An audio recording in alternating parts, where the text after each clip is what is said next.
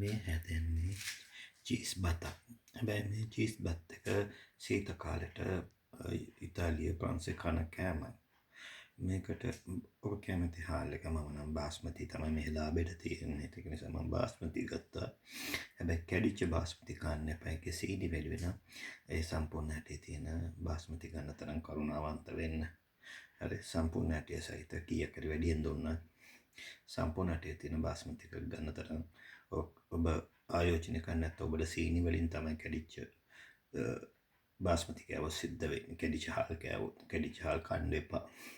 හැබැයි මේක චීස් බත් එකක් වගේම මම මේකට එකතු කරගත්ත කරපිංචා.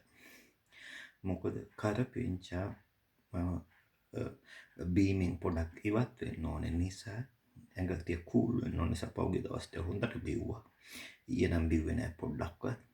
පෙරේදත් බිව්වා. නිසා කරපිංචා එකතු කරගත්තා. ඒකට චීස් මම නම් එකතු කරගත්ත චීස් එක මේක තමයි. ග්‍රානා පදානෝ කියන ඉටලියන් චීස් එක. ඔබට තියෙන චීස් එකක් එකතු කරගන්න ඉටලියාව ඔබ යුරෝපේ නැත්තම් පුළුවන් නම් චීස් එකක් කැමති චීස් එකක් එකතු කරන්න ක්‍රීම් චීස් එකක් වුණත් කමක් නැහැ. මේ ග්‍රානා පදානෝ කියන එක ගොඩක් හොඳ චීස් එකක්. ඒ කියන්නේ සාමාන්‍යයෙන් මිලයි හොඳ චීස් එකක්. ඉතින් එක මිලට තියෙනවා ග්‍රානා පදානෝ තියෙනවා අඩුවටත් තියෙනවා වැඩියටත් තියෙනවා එක ක්වොලිටි. ඉතින් මම සාමාන්‍යයෙන් මැදමාවතේ මට එච්චර පෝෂණය අවශ්‍ය නැති නිසා මම මේකට බිත්තර ඔම්ලට් එකක් කරලා දාගෙන හරි බිත්තරයක් බැදගෙන හරි කනවා. මේක තමයි මගේ උදේ ආහාර වේල සහ තවල් ආහාර වේල බවට පත් වෙන්නේ. ඉතින් හදයි මෙච්චර පොඩ්ඩයිද කියලා. තනියමට මීට වඩා තව මොනවාද? ඕකේ. බොහොම ස්තුතියි. ඔබට පුළුවන් නම් බලන්න.